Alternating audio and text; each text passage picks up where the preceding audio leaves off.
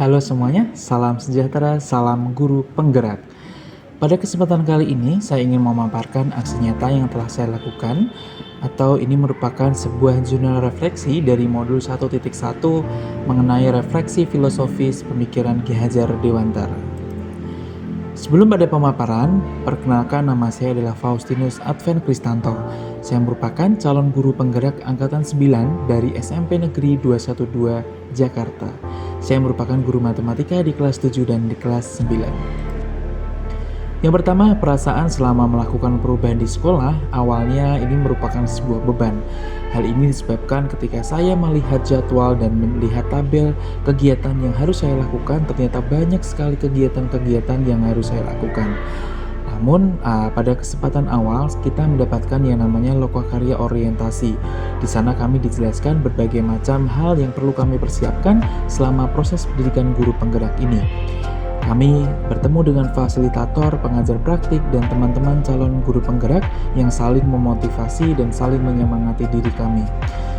Pada akhirnya kami merasa tercerahkan dan kami mulai bersemangat untuk belajar kembali di dalam pendidikan guru penggerak ini. Kami sepakat bahwa kami harus belajar lebih. Kami sebagai guru ketika ada di dalam kelas melayani siswa. Tentunya ilmu tidak dapat hanya berhenti di sini saja, kita harus mengepakkan sayap untuk mendapatkan ilmu yang lebih baik karena teknologi berjalan sangat-sangat cepat. Kemudian kami merasa bahagia dan tertantang sebenarnya untuk mengikuti pendidikan di guru penggerak ini. Tentunya kami harus semangat dan yakin bahwa kami bisa melalui itu semua. Kemudian ide atau gagasan yang timbul ketika kami mengikuti guru penggerak ini berdasarkan pengalaman kami dan berdasarkan pengalaman saya pada khususnya ketika saya mengikuti pendidikan ini di minggu-minggu pertama, yaitu bahwa pendidikan itu harus berdiferensiasi terutama di dalam penilaian matematika ya. Siswa itu sangat heterogen di dalam kelas, ada yang daya tangkapnya cepat, ada yang biasa saja. Oleh karena itu, kita sebagai guru matematika harus memberikan penilaian atau bentuk asesmen yang berdiferensiasi agar kita bisa mengakomodir kebutuhan siswa. Kemudian kita juga harus menerapkan teknologi dalam pendidikan dan media pembelajaran yang inovatif. Kita tahu bahwa siswa itu kemampuan teknologinya lebih cepat daripada kita pada saat ini. Mereka bisa teknologi itu mereka bisa lakukan secara cepat, mereka sangat cepat mengadaptasi perubahan menggunakan aplikasi, menggunakan software, mereka sangat senang dan sangat cepat sekali. Kalau kita sebagai guru hanya berdiam diri, maka kita akan ketinggalan dan pembelajaran itu esensialnya akan berkurang karena kita dalam menyampaikannya terlalu monoton. Kemudian selain itu kita juga harus berkoordinasi dengan warga sekolah, terutama pimpinan, kemudian guru-guru lainnya maupun staf tata usaha sebagai bentuk kita bisa menerapkan nilai dan peran guru penggerak nantinya. Kemudian praktik baik pembelajaran yang kami lakukan diantaranya adalah saya melaksanakan pembelajaran fungsi kuadrat menggunakan permainan Mario Bros. Kita tahu bahwa permainan Mario Bros ini sangat disukai oleh anak-anak atau kalangan remaja pada masa dulu ya. Tapi di sini saya menghadirkan kembali Mario Bros ini saya hadirkan ketika pembelajaran matematika pada materi fungsi kuadrat di mana siswa itu mereka mencari jalan atau menemukan track dari Mario Bros ini dengan cara mengubah variabel-variabel yang ada sehingga siswa akan memainkan atau mengganti angka-angka yang ada di dalam quadratic box ini. Mereka akan mengganti apa yang terjadi nanti ketika angkanya mereka ganti. Mungkin lintasan grafiknya ini akan melengkung ke atas, melengkung ke bawah, melengkung ke samping. Di sini mereka akan belajar penggunaan fungsi kuadrat tersebut. Lalu praktik baik pembelajaran yang saya lakukan ini adalah pembiasaan senam pagi bersama para murid. Biasanya saya jarang mengikuti senam pagi karena pada hari tersebut saya mengajar kurang lebih 8-9 jam sehingga saya akan terasa lelah jika saya mengikuti olahraga di pagi hari. Tapi berkat adanya paparan filosofis pemikiran Ki Hajar Dewantara ini bahwa di sana terdapat olahraga dan olah cipta, kemudian saya berniat untuk mengikuti olahraga ini. Selain itu mengembangkan kebugaran dalam diri saya juga memberikan contoh pada siswa bahwa kita sebagai manusia harus berolahraga agar kita bisa hidup lebih sehat.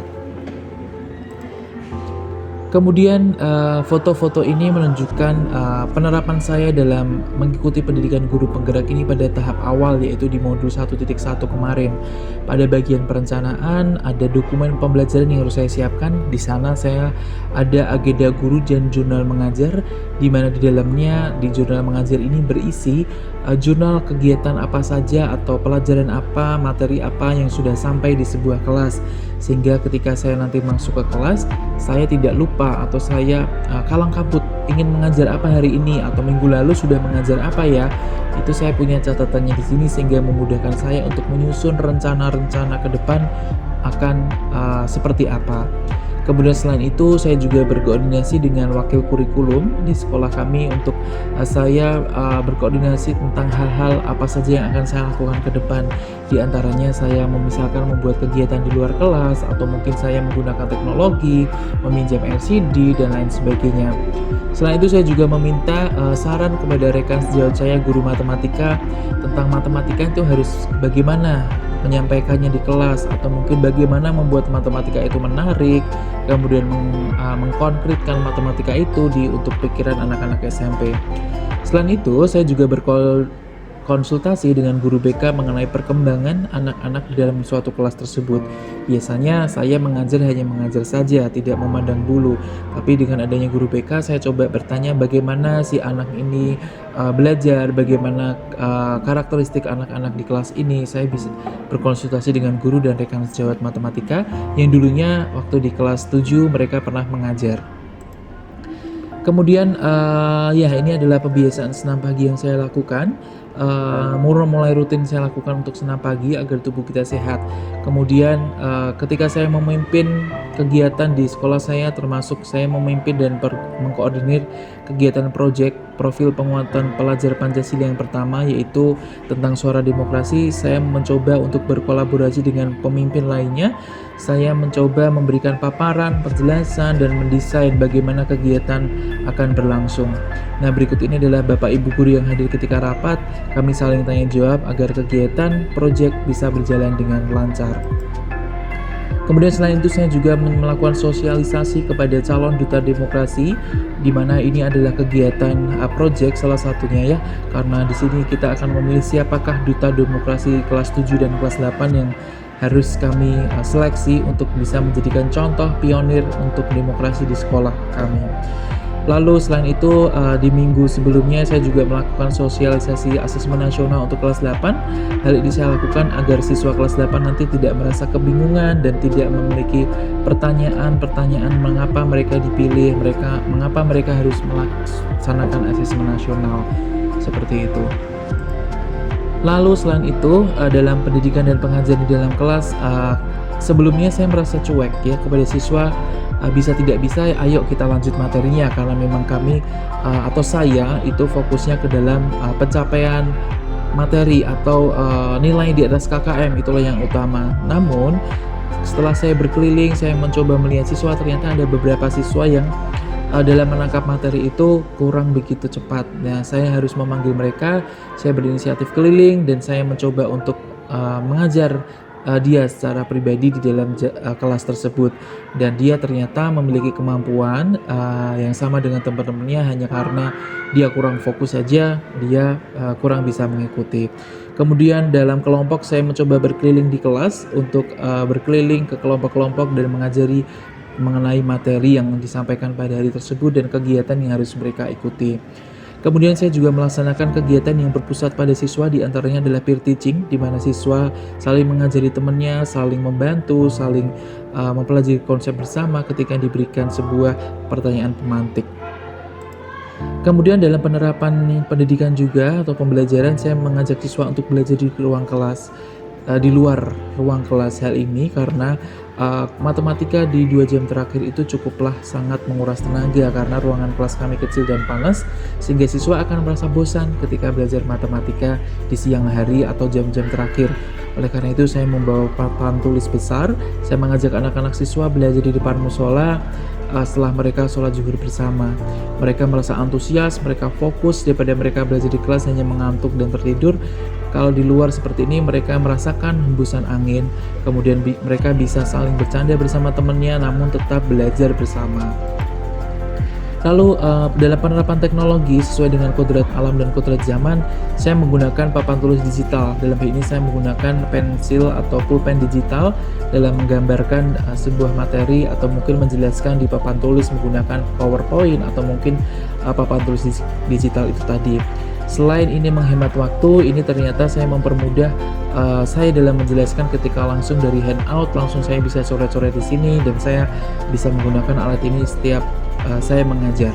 Nah, berikut ini adalah contoh dari piranti yang saya gunakan. Di sini ada pulpennya, kemudian di sini ada alat untuk menulis dan ini adalah layar LCD-nya.